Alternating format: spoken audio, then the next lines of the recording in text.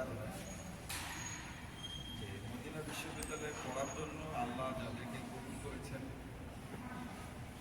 তাদের বেশি বেশি শুকরিয়া আদায় করা উচিত। কিন্তু আল্লাহ কবুল করেছেন এবং মদিনা বিশ্ববিদ্যালয় যেভাবে আলেম তৈরি করে সারা পৃথিবীতে ছড়িয়ে দিচ্ছে, মানে শিক্ষা জগতের বর্তমান পৃথিবীতে সবচেয়ে বড় নিয়ামত হল মদিনা ইসলামী শিক্ষা।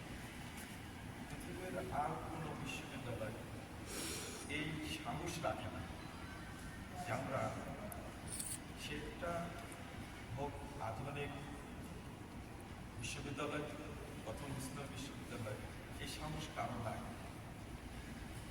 মনে হয় যে আল্লাহ রাব্বুল আলামিন এই বিশ্ববিদ্যালয়কে কবুল করেছে এবং আমি দোয়া করি আল্লাহ যেন মর্যাদা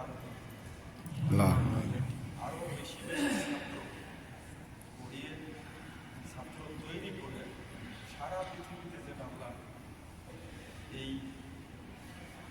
তাওহীদ এবং মানহাজের এলেমকে আমরা ছড়িয়ে দিই। বিশেষ করে বাংলাদেশে যেভাবে আমাদের মাদানী আলেমদের সংখ্যা বাড়ছে, তাতে আমরা খুব আশাবাদী, খুব তাড়াতাড়ি বাংলাদেশে সালাফি দাওয়াতের মূল চেতনা বাংলাদেশের সব মানুষই সেটা ধারণ করবে, সেটা প্রকাশ্যে হোক অপ্রকাশ্যে হোক, এটা করবে।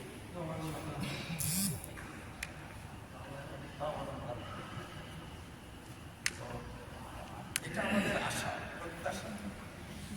আমার এক উস্তাদ বলেছিলেন যে অগ্নির যদি খাবো, পান্তা খেলাম, কি খাবো?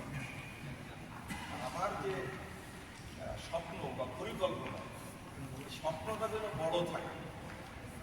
শেখ আব্দুল্লাহ সালাফি সাহেব বললাম, তিনি তার হৃদয় থেকে কথা বলতে